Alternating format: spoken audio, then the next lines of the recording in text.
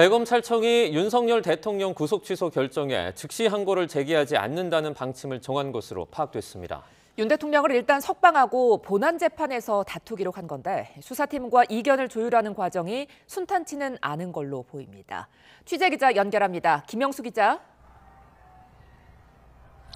네, 검찰 특별수사본부입니다. 네, 이제 대검의 판단은 나온 거죠?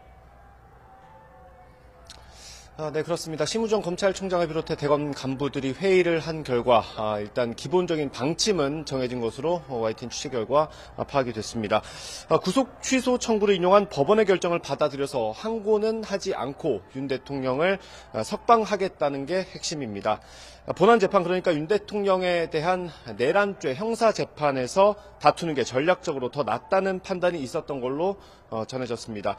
어제 회의에서는 윤 대통령 석방한 뒤에 즉시 항고가 아닌 보통 항고를 제기하는 방안도 논의된 걸로 전해졌는데 관련 법리와 판례를 검토한 끝에 적절하지 않다고 의견을 모은 걸로 알려졌습니다. 과거 구속집행정지 결정에 대한 즉시 항고가 위헌이라는 헌재 판단이 있었던 만큼 무리하게 구속재판을 고집하면 위헌 부담이 크다는 우려도 반영된 걸로 보입니다. 예, 그렇다면 윤 대통령에 대한 석방 지휘는 왜 아직까지 내려가지 않은 건가요? 검찰 내부적으로요, 대검 결정에 대한 좀 이견이 있는 것으로 보입니다. 대검찰청도 이런 판단을 계엄 사건을 수사한 특별수사본부에 지시한 걸로 전해졌는데 아직 석방 지휘가 내려가진 않았습니다. 앞서 특수부는 오늘 새벽까지도 기자들에게 계속 검토하고 있다는 내용만 공지를 했습니다.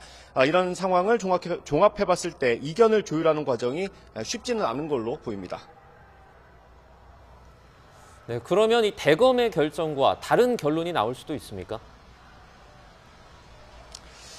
지금 상황에서 단정하기는 어렵습니다. 특수본의 입장이 중요한데 저희 취재진도 오늘 종일 특수본 입장을 듣기 위해 여러 경로로 좀 접촉을 시도해봤는데 쉽지 않습니다. 다만 대검의 판단이 나왔는데도 검찰 특수본이 최종 결정을 내리지 않은 상황인 만큼 변수는 아직 남아있다고 봐야 할 것 같습니다. 앞서 설명드렸던 보통 항고가 어떤 절충점이 될 수 있을 것 같습니다. 즉시 항고와 달리 집행정지 효력이 없기 때문에 일단 윤 대통령을 석방하고 구속 취소에 대한 판단은 법원에 다시 한번 받아보는 방안입니다. 여러 가능성이 있지만 법원이 구속 취소를 결정했기 때문에 검찰이 시간을 더 오래 끄는 건 부담이 될 수도 있습니다. 지금까지 검찰 특수본에서 전해드렸습니다.